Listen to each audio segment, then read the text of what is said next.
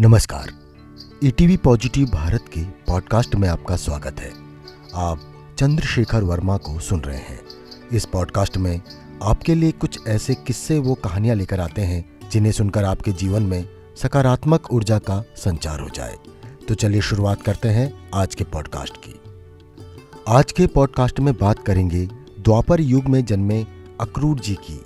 वह महाभारत काल के एक ऐसे शख्स थे जिनको खुद भगवान श्री कृष्ण गुरु मानते थे। उनको युद्ध कला से लेकर राजनीति में गहरी समझ थी।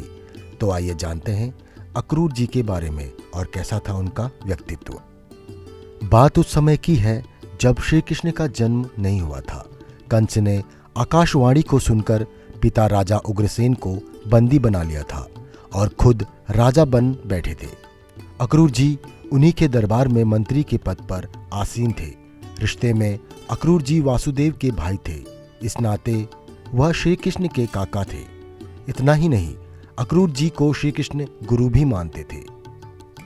जब कंस ने नारद मुनि के मुंह से सुना कि कृष्ण वृंदावन में रह रहे हैं, तो उन्हें मारने के विचार से कंस ने अक्रूर जी को अपने पास बुलाया। उन्होंने अक्रूर जी के हाथ निमंत्रण भेज कृष्ण और उनके बड़े भाई बलराम को मथुरा बुलाया।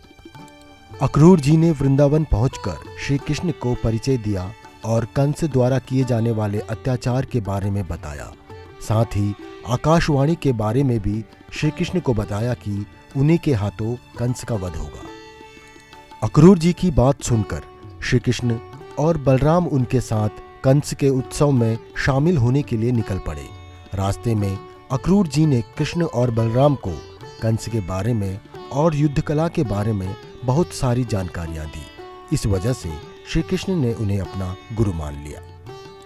मथुरा पहुंचने के बाद श्री कृष्ण भगवान ने कंस को मार दिया और मथुरा के सिंहासन पर वापस राजा उग्रसेन को बिठा दिया और अक्रूर जी को हस्तिनापुर भेज दिया। कुछ समय बाद कृष्ण भगवान ने द्वारका नगरी की स्थापना की। वहां पर अक्रूर जी पांडवों का संदेश लेकर आए कि कौरवों के साथ युद्ध में आपकी सहायता चाहिए। इस पर कृष्ण भगवान ने पांडवों का साथ दिया, जिससे वो महाभारत का युद्ध जीत सके।